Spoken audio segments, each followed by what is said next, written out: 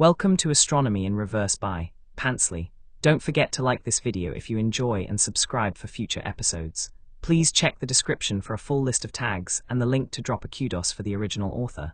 With that out of the way, let's continue. Chapter 25, And Suddenly I See You. It feels like the last warm day of autumn when they visit Becca's grave for the first time.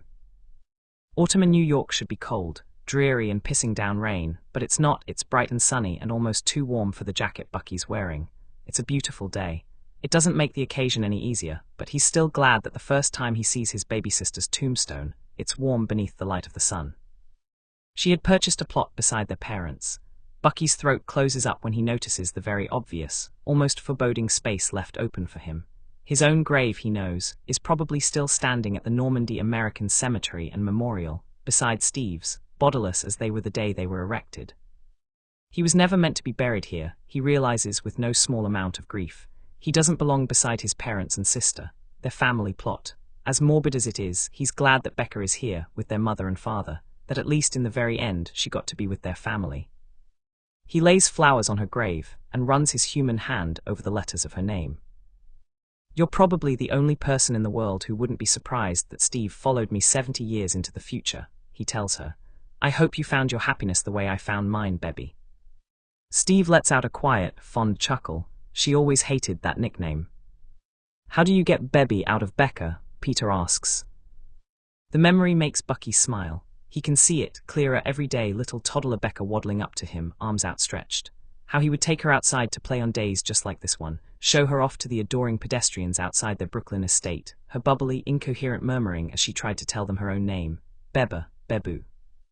He's not sure when Bebby followed after Beba, but it stuck with her right until the day Bucky left for war. She didn't take nearly as kindly to her nickname as he took to Bucky. I'm sorry I wasn't here for you, he thinks, palm flat over her name. I miss you, kiddo. He stands and drapes his metal arm over Peter's shoulders, holding the kid tight to him.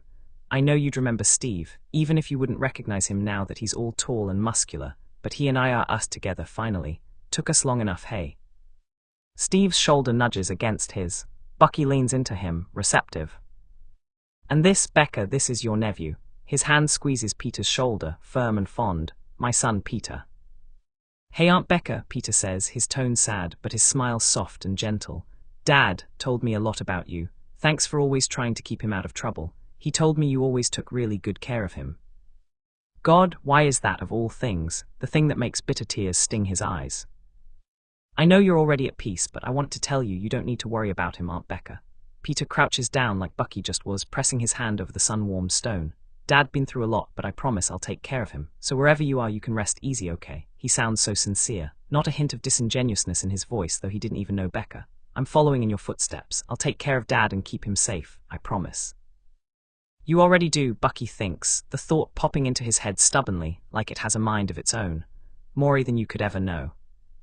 He lets Steve pull him in when a warm hand wraps around his waist, drawing him to the other man's side. It's only then that he's made aware of the tears dampening his cheeks. He knows it's not, but when Peter stands, sees the look on his face and immediately embraces him, and Bucky wraps his arms tight around the boy's shoulders and holds him to his chest. Well, for a moment, he swears it's Becca's arms that hug him back, fierce and unyielding, clinging to him desperately, the goodbye hug that they never got to have. Come on, Dad, Peter whines, tugging at his sleeve incessantly. Just one look, I won't even take it apart. Bucky scowls to trample down on the smile that's trying to stretch across his face. No, Peter. But it's so cool. There's nothing to be scared of, Tony says, snapping a pair of pliers at him ominously. We're professionals. Well, I am at least, we'll be gentle. Bucky throws the man a glare over the island counter. No, no to all three of you, it's not happening. Shiri would kill me. She doesn't have to know, Peter says, but he's smiling, so Bucky knows he's already accepted that he isn't winning this fight, and is arguing just to be a brat. It's absolutely Tony's influence. Just one peek, Tony says. He's pleading, but has a way of sounding like he's not. We'll be in and out before you know it, cross my heart.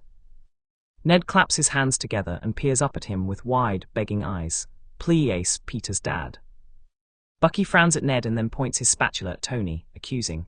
Look what you did. Stop corrupting the children and go find something else to tinker with. My arm is off limits. As if on cue, Steve comes through the front door then, smiling at the four of them with his arms full of grocery bags. "Steve, take the kids for a walk or something. I'm trying to make dinner here." Steve chuckles and joins him in the kitchen, setting the groceries down and ruffling Peter's hair fondly. "Okay, guys, everybody out of the kitchen. You should know better than to hound somebody who's so well armed." Peter and Ned groan like they've been sucker-punched. Tony looks wonderfully angry.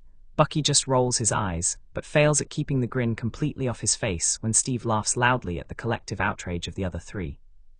"I mean it, everyone out on the count on 3, or I'll grab the world's punniest dad jokes from the bookshelf." "Tactical retreat," Tony announces, helping Steve to shepherd the boys out into the living room, like he wasn't the one who instigated the whole thing. Bucky mouths a silent thank you to Steve, who smiles and blows him a kiss. Dork, but it does put a dopey smile on his face as he turns back to the stove and finishes cooking. Friday nights at the Barnes-Rogers household have become a lot more lively, especially since Tony came back into the fold. They seem to have a full house almost every week, which should feel like an overwhelming, drastic change for Bucky, but it's nice. It's really nice.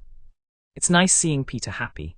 He's still the same cheerful, bubbly kid he's always been, but Bucky can tell he feels truly content on nights like this one, surrounded by his parents and his idol and his best friend, all coming together to spend an evening joking and laughing and eating, united by how much they love him. Sometimes Bucky wonders if he will ever face a problem that can't be solved by how much he, and everyone else, loves that boy. He seriously doubts it. Just as he's putting the final touches on their meal, Steve stomps back into the kitchen with a frustrated sigh and says, "Buck, tell Tony he's gone way too far this time." Tony's footsteps pad into the room behind Steve, so Bucky idly says without turning around, "Tony, you've probably gone way too far this time." The man huffs, indignant, "You don't even know what I did." "No, but knowing you, it was excessive and uncalled for." Silence hangs ominously. Bucky turns and raises one eyebrow at the two men, Tony looking reproachful, Steve frowning at him with his arms crossed over his broad chest. "Wow," Bucky says, "all right, seriously, what did you do?" Steve doesn't take his eyes off Tony. "He bought us a ranch." Bucky starts, his brain stuttering to a halt. "A what?" "For the last time, Rogers, I did not buy you a ranch," Tony snaps, narrowing his eyes up at Steve. "I bought you the horses. The ranch is just to house them." That's the same thing," Steve says, his voice rising 2 whole octaves. "Wow, it doesn't matter if you don't put our names on the deed, Tony. You bought an entire ranch to house 3 very expensive animals which were already way too big of a gift. Stop carelessly spending your money on these things or I swear, I'm going to go bald from the stress." "Steve, there's no way to say this without sounding like a dick, but I've literally made back twice the amount of money I spent on this just within the 4 minutes we've spent talking about it. I'm a billionaire. It'll take a lot more than an extravagant gift now and then to bankrupt me." Bucky's head spins. He feels like he'll only get more lost if he doesn't intervene, so he lifts a hand and says, Can we rewind here for a second, please?" Both men turn to look at him. Steve looks expectant, but Tony looks ready to keep arguing. Bucky's brain is still trying to catch up. "Tony, why did you randomly buy us horses?" The man looks at him like he just asked how many days are in a week, seemingly stunned by the stupidity. "You guys went riding before, remember, back in Montana?" "Well, yes," Bucky says, "but that's no reason to go out and buy us our own horses. We were planning to find a stable that offers trail riding once we were completely settled in. You didn't need to do this." "Well, now you don't need to find a stable," Tony says like it's obvious. "Peter mentioned a couple weeks back that he wanted to go again, so I thought I'd surprise him." He turns to Steve and almost pouts. "I figured you might complain if I left them tied up to your railing outside, so the ranch was kind of necessary. I won't apologize." Steve rubs his forehead, visibly frustrated. "Tony, no, we're grateful, it's just, that's a huge gift to arbitrarily throw into a conversation like that. I'm still processing." "Well, Cap, the horses aren't going anywhere, so I kind of think you can take all the time you need." "Really though, Tony," Bucky says, his voice dropping low to a near whisper so the boys can't hear from the living room. "You're already helping me out so much with you-know-what. That in itself is a huge gift. We don't want you to feel obligated to spend your money on us. We're doing all right." "And you shouldn't buy Peter everything he says he wants," Steve adds. "Not to say that I think he'd become spoiled or greedy, it's not a good habit to get into. If you absolutely have to buy people things, save it for birthdays and holidays, okay? It'd just be better for all involved." Okay, fine. Tony throws his hands up in surrender, conceding. I yield, you guys win. No more big gifts after the horses and you know what. Bucky and Steve sigh in unison. Thank you, Tony, Bucky says. The smile Tony gives him might just be the fondest, most genuine one Bucky ever seen on his face. Don't mention it, bucko. Bucky and Steve let Tony break the news to Peter that he bought them their own horses, who shares his father's, reactions of being completely shocked and more than a little overwhelmed. Then Tony offhandedly mentions that they're the very same horses the trio rode during their little adventure back in Montana, and Peter switches from dumbstruck to downright thrilled in the fraction of a nanosecond. You bought Andromeda? He asks hopefully, practically vibrating with excitement. Tony looks put out, but Bucky knows it's a farce, and Brittany spurs, and the other one, whatever the hell his name was, David Hasselhoof. Peter's nose scrunches up at the pun. I don't think that was it. Well, regardless, Tony shrugs. The 3 you guys rode are the 3 that I bought. You should get one too, Mr. Stark, Peter says, eyes bright at the idea. Then we could all go riding together. Tony looks like he would rather walk through dog shit. No thanks, kiddo. Lumbering around on farm animals can be your idea of a good time. I'll be inside sipping scotch by the fire. Just be grateful he's coming with us, Pete, Bucky says, ruffling the boy's hair. Apparently it's a miracle he's willing to go on vacation somewhere that isn't tropical and sunny in the first place. You're damn right it is, Tony scoffs. You're lucky it's volcano season in Hawaii, or I'd be in the middle of the Pacific Ocean right now. Peter laughs joyously and shakes his head. I'm pretty sure that's not how it works, but okay. Bucky smiles as the two banter back and forth, relaxing fully into Steve's side, cuddled up on the couch. It's been a bit hectic planning for their trip to New Jersey to stay at Tony's new ranch, mostly because of all the other little things that are going into making it a special occasion, but the day is steadily approaching, and Bucky already knows it will all be worth it. Steve presses a lingering kiss against his temple, gesturing to the pamphlet he's been focused on for several minutes now. Liberty Science Center has a planetarium and an interactive exhibit we could stop by on the way. Both Tony and Peter's heads snap up at the suggestion. Yeah, Peter grins, eyes twinkling. Can we? We totally should. Tony's voice is dry but undeniably teasing as he says, pretty sure they'll insist on waiting until it's posthumous before they let us donate you to their exhibit, Cap. Steve doesn't look away from his reading as he gently tosses a throw pillow at the man's head. Bucky chuckles but doesn't tear his eyes away from the pamphlet's photos of the planetarium. It looks a lot like the one he took Peter to on his 15th birthday.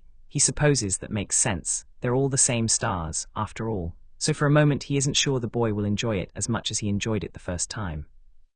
But when he looks up, Peter is peering at him with wide, eager, pleading eyes, so Bucky grins and says to Steve, I think the planetarium is a great idea. The beaming smile his son gives him seals the deal.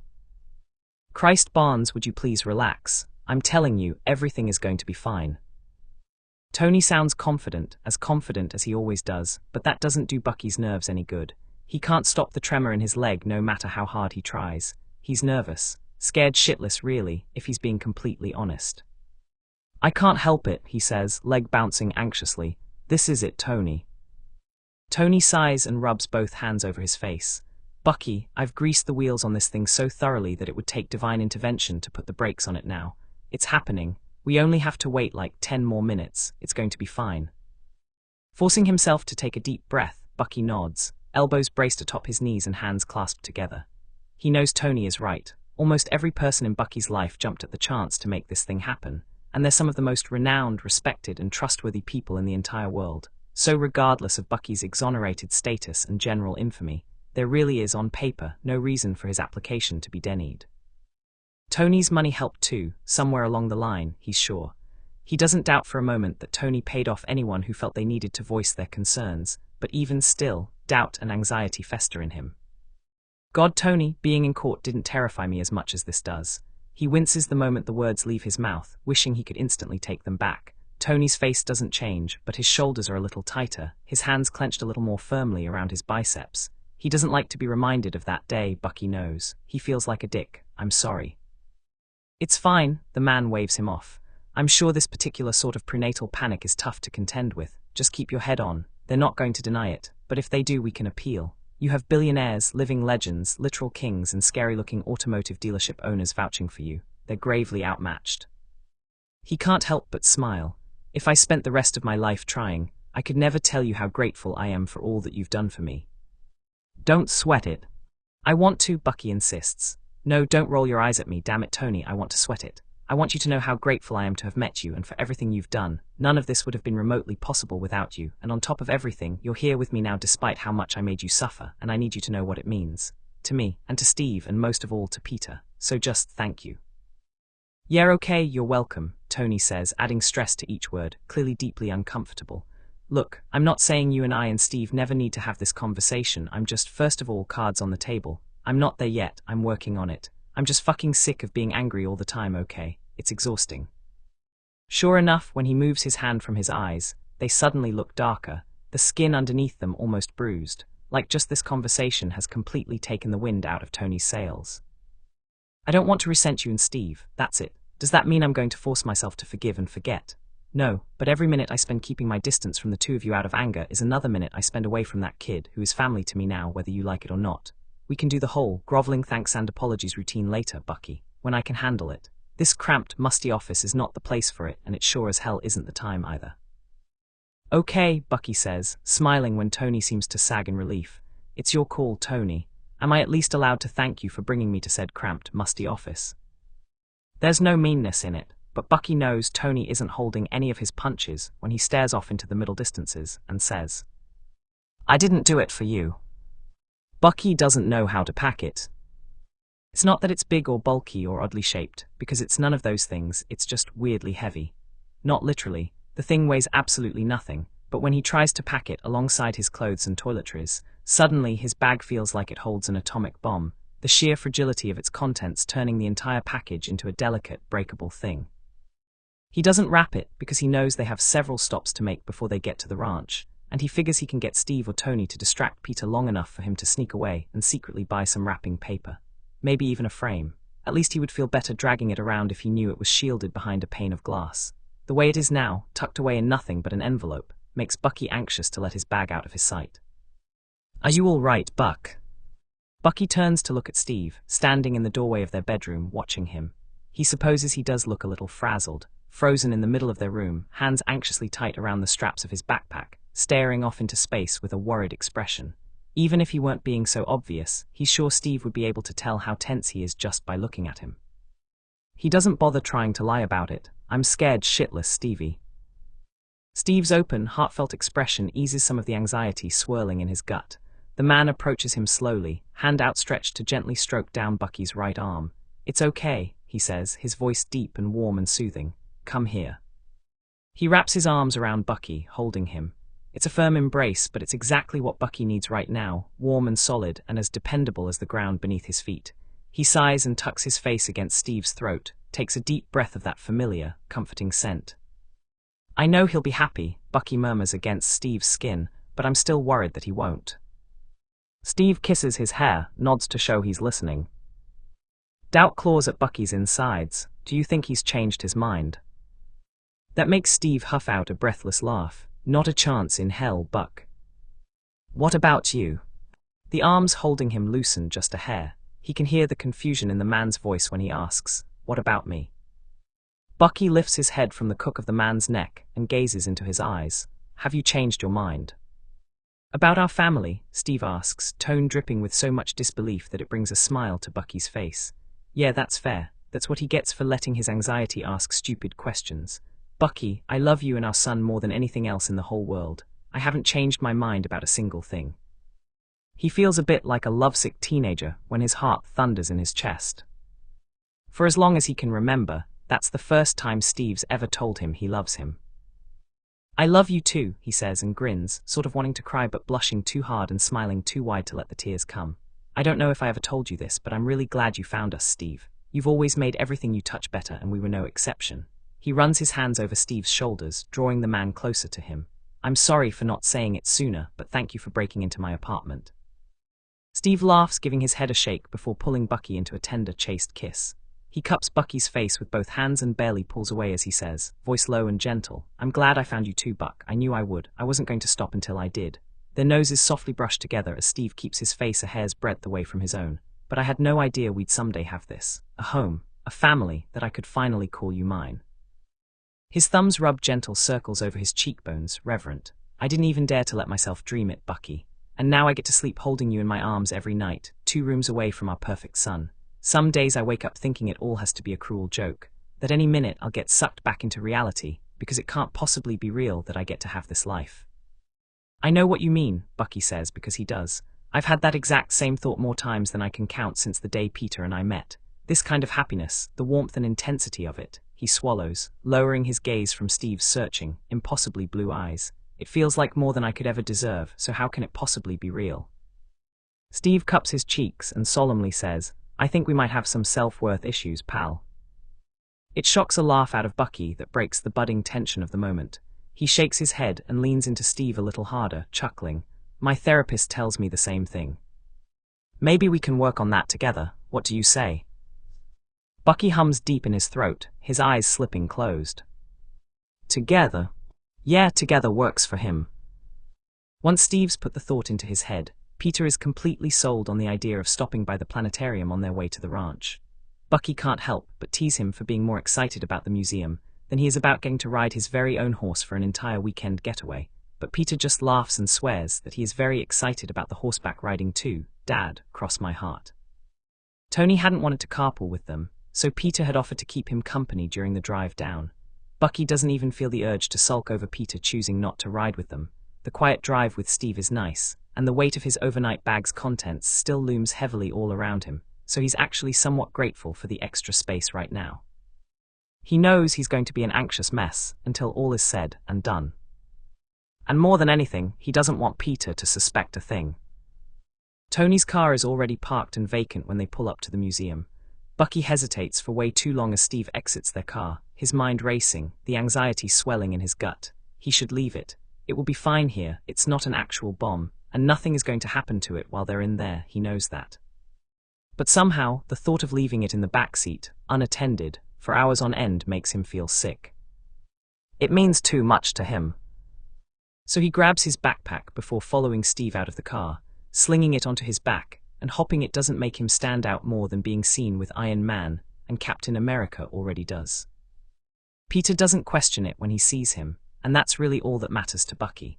He's already riveted to some groundbreaking feat of technological innovation, rambling back and forth with an equally eager, though much better at hiding it, Tony. It takes the 4 of them a while to make it through the interactive exhibit, and even longer to follow every one of Peter's wide-eyed whims before they finally reach the planetarium. As hard as he tries, Bucky just can't concentrate on the exhibits, bright and colorful and interesting as they are. All he can concentrate on is the impossible weight on his back and the carefree smile on Peter's face. I have to tell him, he thinks to himself, sick with nerves. It gets worse every time he looks in Peter's direction, sees that wide, joyful smile on his adorable little face. He can't lose his composure now, not when he and Steve worked so hard on the plan, spent hours and hours whispering conspiratorially on how to break the news. The plan, he needs to stick to the plan. They're going to the ranch, the 4 of them, even Tony's in on the big idea. Bucky's worked too hard and planned things too carefully to screw it all up now, just because he's anxious for reasons that don't even make sense to him. But God, it's hard to even look at Peter knowing he doesn't know.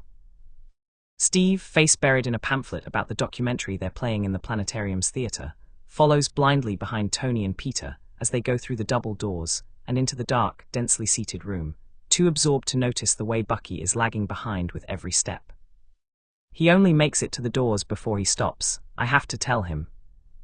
Fuck, he's a mess. He needs a moment, he realizes, his heart racing. Just a moment to himself, to calm the coiling anxiety in his gut and get his shit together. He slips away while the other 3 relax into their seats, back through the theater doors and down the painted travel path, until he enters a large, dark dome. It's startling enough that, for a moment, nothing else exists. The room has to be almost 100 feet across. He had thought the planetarium he took Peter to on his 15th birthday had been huge, and technologically impressive, but this one, it's massive. And every inch of the curved walls and ceiling are dotted with literally trillions of stars, brighter and more vibrant than any sky Bucky has ever seen, even back in Montana, in the middle of absolutely nowhere. He can see every galaxy, every constellation, even the ones he can't name. It's overwhelming in its beauty and shocking in its sheer size. Bucky has never felt smaller or more inconsequential than he does standing beneath all those stars. At least he did, until a tiny hand gently cups his own, and a soft, worried voice breaks him from his thoughts. Dad. Bucky whirls around, eyes wide, widening even more when they land on Peter's concerned face. Are you okay? He asks, quiet enough that no one else around them can hear. I thought maybe you just went to the bathroom or something, but you didn't come back. Peter's eyes search his own, no doubt spotting every speck of worry Bucky feels. What's wrong? It's not a lie when Bucky takes a deep breath and says, Nothing's wrong, Pete. The boy clearly doesn't believe him. His dark gaze flickers over Bucky's face, like if he stares long enough, he'll be able to see every little thing that Bucky is trying to hide. The concern in his voice absolutely breaks Bucky's heart. Then why do you look so sad? He can't help but laugh, the ridiculousness of the whole thing catching up to him. Sad. Peter thinks he's sad on today of all days, when it couldn't be further from the actual truth. I wanted things to be perfect, he confesses with a sigh, a resigned smile crossing his face. Peter stares at him in confusion, clearly totally lost. I'm sorry. The truth is, I've been wanting to turn this weekend into a make-up birthday party for you, since I wasn't here to celebrate you turning 16. Dad, Peter says gently, you and Pops weren't exactly subtle. I mean, you guys packed 2 full birthday cakes into the cooler before we left. I sort of figured out this was a birthday thing, like 3 weeks ago. Yeah, okay, Bucky says, grinning in spite of himself. Maybe we weren't exactly slick with the whole birthday angle, but I still wanted it to be a surprise. We had it all figured out, even Tony was in on it. Everything was set up to go according to the plan, but I can't do it like this, Peter. Peter looks at him like he's speaking in tongues. Can't do what like what? I can't keep carrying this around knowing you don't know about it, he says, gesturing to his backpack, which he slides off his shoulder and delicately lowers to the floor. I wanted it to be a surprise, something I could gift you with seemingly out of nowhere, but after everything we've been through and everything it took to get to this point, I can't do it, Pete. I'm sorry for ruining the surprise element of this, but I can't go one more minute with you not knowing. Not knowing what? Peter asks, confusion and fear clear as day on his face. Bucky inhales slowly, the deep breath before the plunge, and unzips his backpack to retrieve the innocuous, immeasurably valuable envelope from inside. He hands it to Peter wordlessly, watches with rapt attention and endless fondness as the boy timidly pulls it open, hand reaching inside to grasp the single piece of laminated paper it holds. Peter's eyes dance quickly over the page, widening when the meaning of it finally sinks in. A smile spreads across Bucky's face as he gently takes the boy's hand and says, answering him a moment later, that you're mine. The boy's gaze flickers between Bucky's face and the adoption certificate in his hand, speechless. He doesn't look upset, not really, but the anxiety is still coursing violently through Bucky, and he can't help but ask, are you mad that I just went ahead and did it, that I didn't ask you first? Mad, Peter repeats softly, like the word is alien to him. He doesn't take his eyes off the certificate, like he's scared the words will change if he looks away. Is this real? It's like it's an actual, It's real, Bucky says, smiling softly. Tony helped me expedite the process. It took some legwork since he was technically already your caregiver, but we got it all straightened out. It's real, Peter. He gently grabs the boy's shoulders, squeezing reassuringly. From now on, it won't just be a cover when I call you my son. As far as the rest of the world is concerned, I'm your dad. He already was. He has been for the majority of the time they've been together, and they both know it. But it's different seeing it on paper, holding the proof right in front of them. It's different knowing that, officially, Bucky and Peter are father and son, and nothing can ever change that now. Tears fill the boy's eyes, but he still doesn't look away from the piece of paper in his hands. You're my dad. Yeah, kiddo, Bucky says, I'm your dad. Peter looks up at him, the tears falling down his cheeks, and throws himself into Bucky's arms. Bucky embraces him firmly, pulls the boy flush against him and wraps him in his arms. His boy. Finally, when he says that, when he thinks it, it's no longer sort of a lie. He never has to feel guilty about calling Peter that ever again. After nearly 2 years of dreaming about it, he can finally be the father he's wanted to be to this child, that identity seen and validated by the world, even if it's only on paper. I'm sorry I didn't tell you sooner, Bucky says, arms tight around the boy's back, hand gently cupping the back of Peter's head. After the application was approved, it was so hard to remember what the hell I was waiting for. I just wanted to tell you. I wanted you to know that now there's not a chance of anyone ever trying to separate us. He presses the side of his face against Peter's hair, hugs him tighter when the boy sobs. You're mine, you're my kid, Peter. Thank you, Peter says, clutching onto him for all he's worth. Thank you, Dad, for wanting me, for staying with me like you said you would, for keeping your promise. He buries his face in Bucky's shoulder, muffling his soft little voice against his jacket. Thank you for being my dad. Bucky lets his own tears fall as he holds his son tighter. It's the best thing that ever happened to me, kiddo. You don't need to be scared anymore, okay? You're home. He pulls away slightly, gently presses their foreheads together. You're home. Peter takes a shaky, watery breath, but nods in agreement, wiping his wet face on his sleeves as they pull away from each other. He hasn't let go of his adoption certificate, and Bucky has a feeling the boy will refuse if he offers to take it, so Bucky doesn't say anything, just quietly waits for his son, God, his son, to compose himself beneath the worried, watchful gazes of the other tourists milling about around them. Two of those tourists, Bucky realizes when he looks up, he recognizes. Steve is smiling at them from across the dome, hands in his pockets and expression fond. He looks soft, watching them, like he's observing something so irreplaceable and precious, he can't bear to interrupt it. Tony looks a little more uncomfortable next to him, but his eyes fill with concern and affection when he spots what Peter is holding, and the way he kind of looks like he wants to grin and cry at the same time warms Bucky's heart. When Peter notices the two of them standing there, he gives an embarrassed little laugh and scrubs his face a bit harder with the back of his sleeve.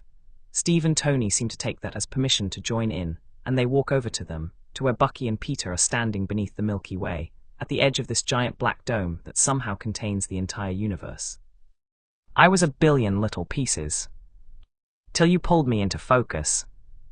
Astronomy in reverse. It was me who was discovered. Venus sleeping at last.